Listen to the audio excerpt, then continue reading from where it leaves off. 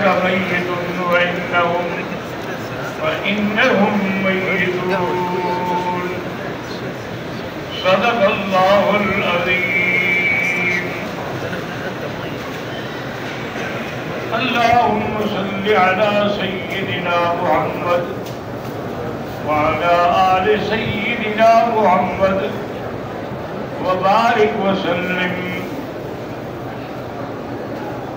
برادران اسلام،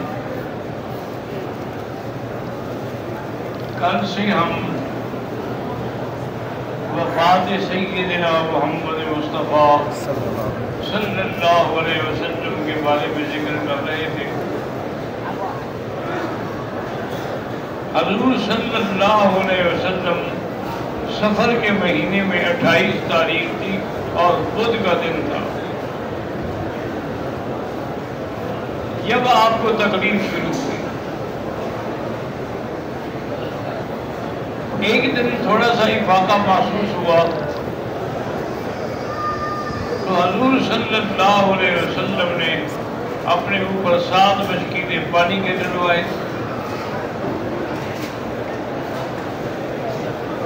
اس کی وجہ یہ ہے کہ ایک اور حدیث مبارک میں بھی آتا ہے کہ حضور نے فرمایا ابردوها بالماء، بخار کو پانی سے ٹھنڈا کرو، کیونکہ یہ آگ ہے، جب پانی ڈالو گے تو آگ بن جائے گی. اسی طرح ہمارے اکابر علماء نے لکھا ہے کہ اگر کسی آدمی کو شدید بخار ہے، نہیں اتر رہا، تو قرآن کی آیت جو ہے قلنا یا نار کونی بردا وسلاما علی ابراہیم، یہ پڑھ کے دم کرتے رہیں تو اتر جائے گا. کیونکہ اس آیت سے حضرت ابراہیم علیہ السلام پہ آگ ٹھنڈی ہوئی تھی. حضور صلی اللہ علیہ وسلم حضرت علی اور حضرت عباس کے کندھوں پہ ہاتھ رکھ کے مسجد میں تشریف لے آئے. آ کے آپ نے نماز پڑھائی، اس کے بعد پھر منبر پہ بیٹھے. حضور صلی اللہ علیہ وسلم نے فرمایا کہ اگر کسی نے مجھ سے کچھ لینا ہے، یا مالی طور پہ نہیں، ویسے قصاص کے میں نے کسی کو مارا ہے، تو وہ بدلہ اپنا لے لے، میں یہاں دینے کے لیے تیار ہوں.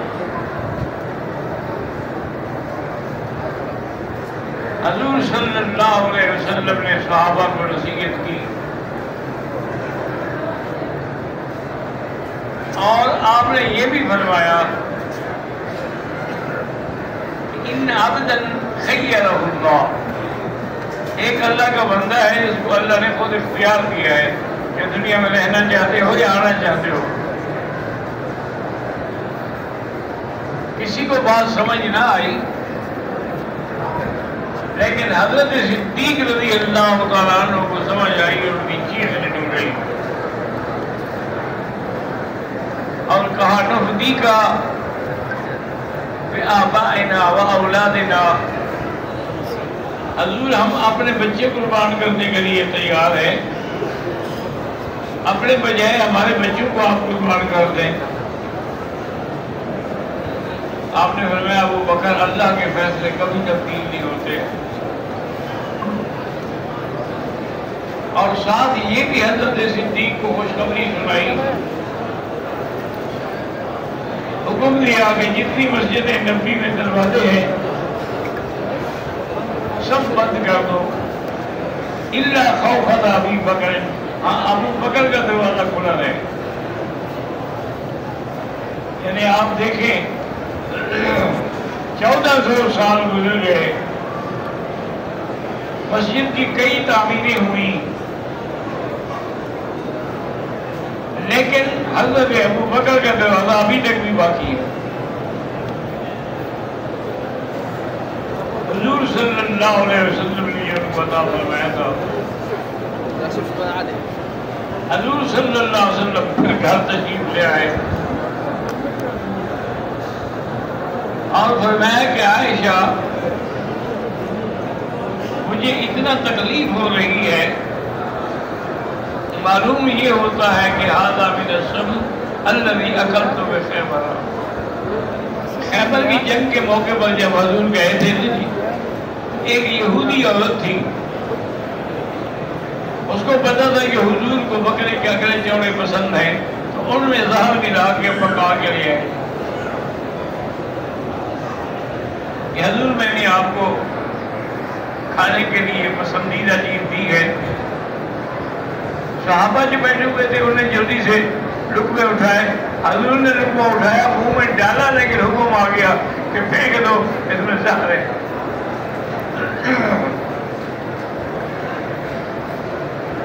حضور صلی اللہ علیہ وسلم نے پھینک دیا، لیکن وہ 3-4 صحابہ جو کھا گئے تھے وہ شہید ہو گئے۔ حضور نے اس عورت کو پکڑ کے پھر اس سے قصاص کا فیصلہ کیا۔ تو آپ نے فرمایا کہ آج اس زہر کا اثر بھی کر رہا ہے۔ آدھا امان و انقطاعی ابروی، میری آنکھیں اندر سے کٹ رہی ہیں۔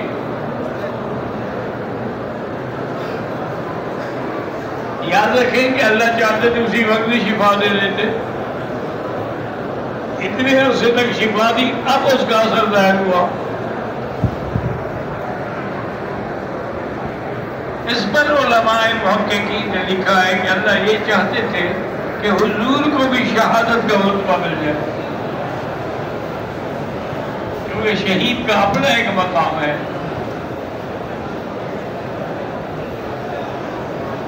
ایک دفعہ ہندوستان کی بات ہے، ہمارے بزرگ جلسہ تو تقریر کر رہے تھے، موضوع تھا شہادت کا، کہ شہادت میں یہ مرتبہ ہے، یہ مرتبہ ہے، یہ مرتبہ ہے۔ ایک کافر نے چٹ لکھا کہ اگر شہادت کا اتنا بڑا مرتبہ ہے تو پھر آپ کے نام نبی کو نصیب ہوا ہے نہ ابو بکر کو نصیب ہوا ہے۔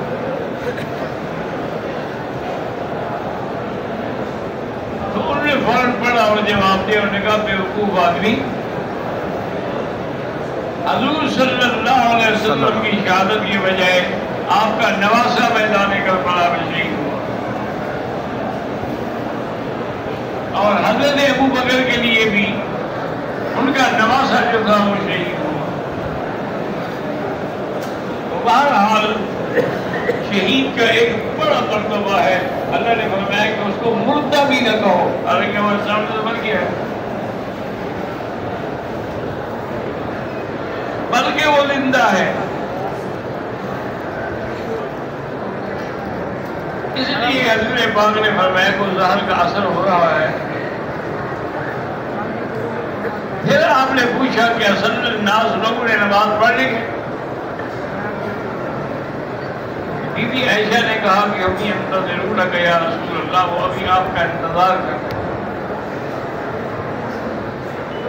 آپ نے پھر پانی منگوا کے اپنے اوپر ڈالا، لیکن یہ فاقہ نہیں ہوا۔ آپ نے فرمایا مروا ابا بکر فلیصلی بالناس، ابو بکر سے کہو کہ وہ امامت کر کے نماز پڑھائے۔ بی بی عائشہ کہتی ہے کہ میں نے عرض کیا کہ یا رسول اللہ انہ رقیق القلب ہے، ابو بکر تو نرم دل آدمی ہے، وہ جب آپ کو مصلی پہ نہیں دیکھیں گے وہ برداشت نہیں کر سکیں گے۔ آپ حضرت عمر کو حکم ہوئے، آپ فرمائے کیا انتن صواحب یوسف، ایسے یوسف علیہ السلام کو عورتوں نے بھٹکانے کی کوشش کی، تم بھی مجھے بھٹکا رہی ہو؟ مروا ابا بکر فلیصلی بالناس۔ اسی لیے ایک موقع پر سیدنا علی رضی اللہ تعالیٰ عنہ سے صحابہ نے پوچھا کہ تم سب صحابہ میں بہادر کون ہے؟ حضرت علی نے فرمایا کہ ابو بکر۔ انہوں نے کہا حضرت ابو بکر کیا؟ انہوں نے کہا میں تو حضور کو काबत अल्लाह के अंदर कंधे पे एक लहजे के लिए भी नहीं बर्दाश्त कर सका, और वो हजूर को कंधे पे बिठा के आरे साथ पहुंच गया। इससे बड़ा बहादुर कौन हो? उन्होंने कहा अच्छा हजूर ये बताएं कि सबसे बड़ा आलिम कौन है? क्योंकि मशहूर बात है ना, कहना मदीना में वाली अनबाबो हो। उन्होंने कहा इसका तो हर तरीके के पास भी जवाब नहीं। उन्होंने कहा सबसे बड़ा आलिम भी अबू बकर। उन्होंने कहा हजूर वो कैसे? उन्होंने कहा देखिए मुसल्ले पे अल्लाह के नबी ने किसको खड़ा किया, और हजूर का फरमान है कि फली उम्मुकुम अअलमुकुम बिकिताबिल्लाह, तुम्हारा इमाम वो बने जो बड़ा आलिम हो, जो बड़ा कारी हो। इसका मतलब ये है कि वो सबसे बड़े आलिम थे, इसलिए मुसल्ले पे खड़े किए गए। तो सबसे बड़ा आलिम भी अबू बकर। हजूर सल्लल्लाहु अलैहि वसल्लम को कुछ इफाका हुआ तो आप तशरीफ ले आए। हजरत अबू बकर ने महसूस कर लिया कि हजूर आ रहे हैं, तो हटने लगे। उन्होंने कहा अल्लाह रसूल का या अबू बकर, या खड़े रहो। लेकिन अबू बकर पीछे हो गए। हजूर उनके बाईं तरफ आगे बैठ गए। अब ये पोजीशन थी कि इमाम तो हुजूर थे, अबू बकर मुकब्बिर थे। जब नमाज होगी और मैंने तुम्हें हुक्म दिया था खड़े रहो, उन्होंने कहा या रसूलल्लाह माले अपने अभी कुहाफा युक़द्दिम अला रसूलिल्लाह, अभी कुहाफा के बेटे की क्या ताकत है कि अल्लाह के नबी के आगे खड़ा हो? ये मकाम जो अल्लाह ने आपको दिया है, हम आपके आगे कैसे खड़े हो सकते हैं? इसी तरह एक अहल हदीस आदमी था, वो आए दारुल देवबंद में और मौलाना कासिम ननोतवी रहमतुल्लाह अलैह की खिदमत में मिले। उन्होंने कहा हजरत मैंने ख्वाब देखा है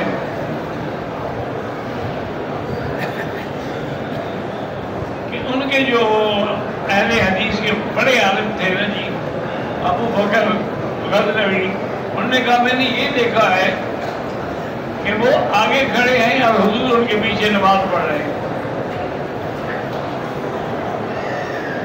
यानी उन्होंने समझे हमारे लिए बड़ा एजाज है कि हमारे आलिम के पीछे नमाज पढ़े हजूर। हज़रत ननोतवी ने फरमाया कि तुम सोच के बात करो। उन्होंने कहा हजरत सोच के क्या? मैंने ख्वाब देखा है और बात देखा है। आपने फरमाया तो फिर पता करो, मालूम होता है कि हमको करवाने में बहुत हो गए। उन्होंने कहा हजरत क्या बताया? उन्होंने कहा हजूर के आगे तो मुर्दा ही हो सकता है, जिंदा तो कोई नहीं खड़ा हो सकता। वो हजूर के आगे खड़ा था, मालूम होता है कि बहुत हो चुके। पता किया गया तो बाकी उसी दिन वो बहुत हो गए। तो हजरत अबू बकर ने अर्ज किया कि या रसूल अल्लाह मेरी क्या ताकत? फिर हुजूर सल्लल्लाहु अलैहि वसल्लम ने सहाबा को नसीहत की, दीन की बातें समझाई, और उसके बाद फिर अपने घर तशरीफ लाए। अब जब बिल्कुल आखिरी वक्त आ गया तो बीबी आयशा फरमाती है कि सैयदा फातिमा ज़हरा भी मौजूद थी। आपने उसको इशारे से बुलाया। बीबी फातिमा इशारे से कान के करीब हुई, उसके बाद रोने लगती। फिर थोड़ी देर के बाद फिर इशारा किया, फिर कान से बात की। बीबी फातिमा जो थी हंसने लग गई। बीबी आयशा कहती है कि मैं तो हैरान हो गई कि ये हंसने का वक्त है,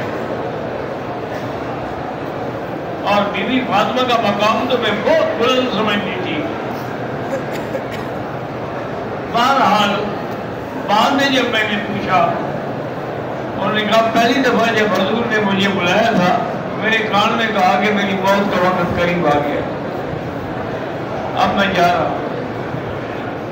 मैं रोने लग गई। اور اس کے بعد دوبارہ جب بلایا تو فرمایا ان اولا لحوقاً بی من اہلی، سارے خاندان میں سے سب سے زیادہ جلدی تو میرے پاس آؤ گی۔ تو میں خوش ہو گئی کہ چلو موت کے بعد جلدی تو ملیں گے نا، زیادہ پھر آپ کو نہیں ہوگا۔ اور اسی طرح بی بی عائشہ فرماتی ہے کہ میرا بھائی عبد الرحمن ابن ابی بکر، وہ آئے تو ان کے ہاتھ میں مسواک تھا، حضور نے بڑی توجہ سے بڑی محبت سے مسواک کو دیکھا۔ میں نے کہا حضور آپ کو مسواک چاہیے؟ فرمایا ہاں۔ میں نے بھائی سے لے کر حضور کو دیا، حضور نے فرمایا عائشہ آپ میرے دانتوں میں طاقت نہیں رہی کہ میں چبا سکوں، اس کو نرم کر کے مجھے دو۔ عائشہ فرماتی ہے میں نے نرم کیا، پھر حضور نے لیا۔ اسی لیے ہمیشہ بی بی عائشہ فرماتی تھی کہ وعد رسول اللہ صلی اللہ علیہ وسلم فی حجرتی فی نوبتی بین سحری و نہری وجمع اللہ تعالی بین ریقہ و ریقہ، کہ اللہ کے نبی گھر بھی میرا تھا، نوبہ بھی میرا تھا، بین سحری و نہری، میرے سینے پر آپ نے سر رکھا ہوا تھا، اور آخری چیز جو حضور کے اندر گئی وہ میرا لعاب تھا جو حضور کے منہ میں گیا۔ یہ مقام اللہ پاک نے ان کو دیا تھا۔ ابھی بھی فرماتی ہے کہ حضور صلی اللہ علیہ وسلم فرما رہے تھے ان للموت سکرات اللہم الرفیق الاعلی اللہم اعنی فی سکرات الموت، کہ اللہ میری مدد فرما، سکرات بڑی سخت تھی۔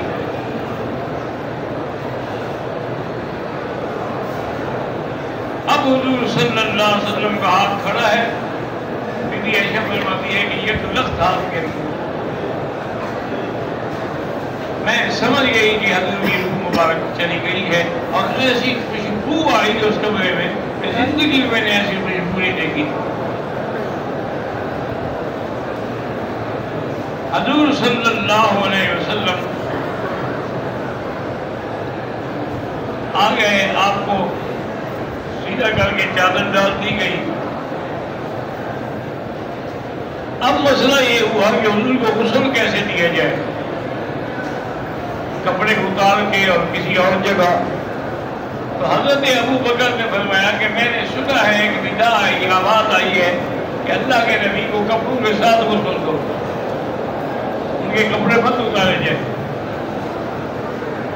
کپڑوں کے ساتھ ہی غسل دیا۔ اب مسئلہ تھا کہ حضور پاک کو دفن کہاں کیا جائے،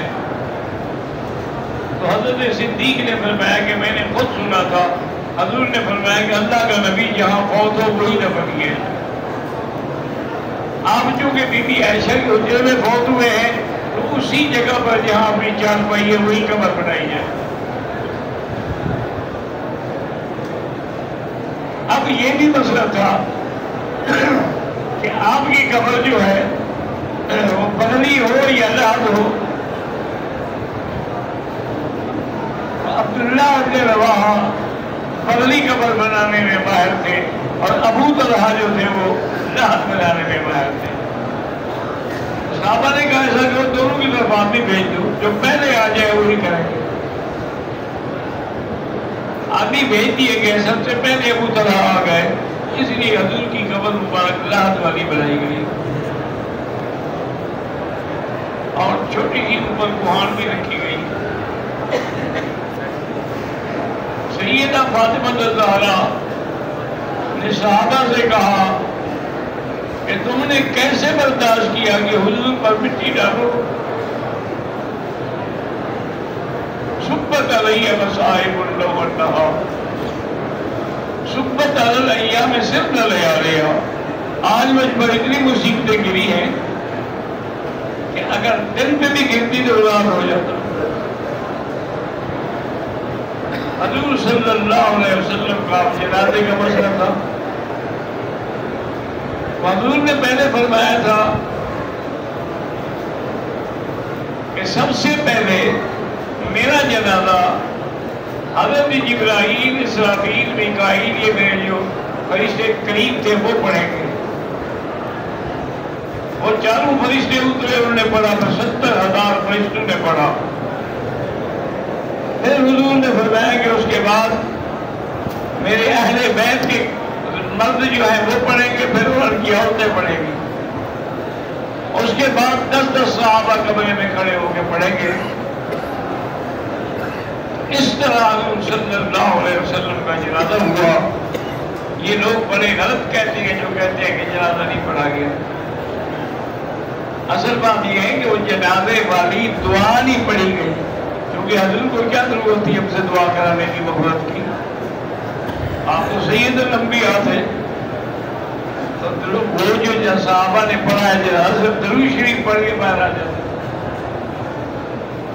وہ دعا نہیں مانگتے تھے کہ اللہم اغفر لحینا ومیتنا وشاہدنا وغائبنا. حضور صلی اللہ علیہ وسلم کے تدفین کے بعد صحیفہ بنو ساعدہ میں پتہ لگا کہ انصار جمع ہو رہے ہیں، تو حضرت ابو بکر جلدی پہنچے وہاں. تو انصار کہہ رہے تھے کہ بھی ہم نے مہاجرین کی بڑی خدمت کی ہے، اب حضور کے بعد تو ہمارا حق ہے خلافت کا. حضرت صدیق نے فرمایا کہ میرا بھائی، تم ہمارے بھائی ہو، ہمارے سردار ہو، لیکن حضور کا حکم تھا کہ الائمۃ من قریش، میرے بعد جو بھی خلیفہ بنے تو قریشی ہو. انہوں نے کہا ٹھیک ہے جی، پھر ہم اپنی درخواست واپس، ہم قریشی تو نہیں ہے. حضرت عمر رضی اللہ تعالیٰ عنہ کھڑے ہوئے، انہوں نے کہا حضرات بات یاد رکھو کہ ثانی حسنین کا سب لقب کس کو ملا ہے؟ انہوں نے کہا ابو بکر کو. ان اللہ معنا کا لقب کس کو ملا ہے؟ انہوں نے کہا ابو بکر کو. انہوں نے کہا صحبت کا لقب کس کو ملا ہے؟ یقول علیہ صاحب. انہوں نے کہا ابو بکر کو. انہوں نے کہا آخری ایام میں مصلی پہ کس کو کھڑا کیا گیا ہے؟ انہوں نے کہا ابو بکر کو. انہوں نے کہا کہ حضور نے جس کو ہمارے دین کا امام بنایا ہے، ہم دنیا کا امام کیوں نہ بنائیں، ہم آپ کی بیعت کرتے ہیں. حضرت ابو بکر رضی اللہ عنہ کی بیعت ہوئی اور تمام صحابہ نے بیعت کی. حضرت علی نے بھی بیعت کی. یہ غلط کہتے ہیں کہ حضرت علی نے بیعت نہیں کی. وہ یہ ہے کہ جن کے گھر میں موجودگی ہو، مصروف ہوتے ہیں، ان کو آنے میں دیر ہوئی، لیکن یہ نہیں کہ انہوں نے بیعت نہیں کی. اس کے بعد پہلا کام حضرت صدیق نے یہ کیا کہ سریہ اسامہ کو حکم دیا کہ تم جاؤ جیسے تمہیں حضور نے بھیجا تھا. حضرت عمر رضی اللہ تعالیٰ عنہ کا وہ صدمے کی وجہ سے دماغ بدل گیا. انہوں نے تلوار نکال دی اور کہا کہ جو کہے گا ان محمد القدبات صاحب بہن کہوں، جو کہے گا کہ محمد مصطفیٰ پہ موت آ کے میں اس کی گردن اڑا دوں گا. حضور میں کیسے موت آ گئی؟ آپ کی نبوت تو قیامت تک ہے، تو زندگی بھی قیامت تک ہے.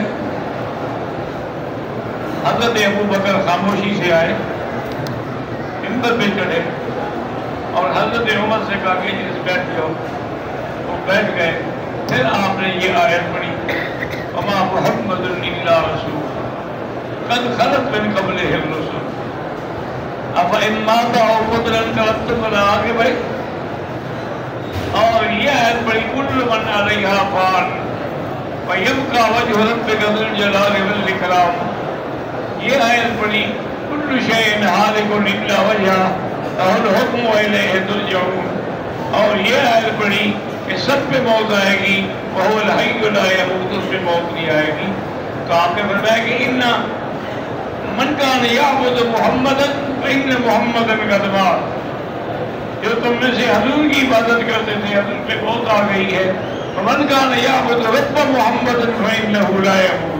اور جو اللہ کی عبادت کرتے ہیں اس پہ موت نہیں آئے گی. اب حضرت عمر کہتے ہیں کہ میں نے سمجھا قرآن اترا ہی آج ہے. میں نے کہا رحم اللہ ابا بکر، اللہ تجھ پہ کروڑوں رحمتیں کرے کہ تو نے مجھے بھٹکنے سے بچا لیا. آخر دعوانا ان الحمد للہ رب العالمین.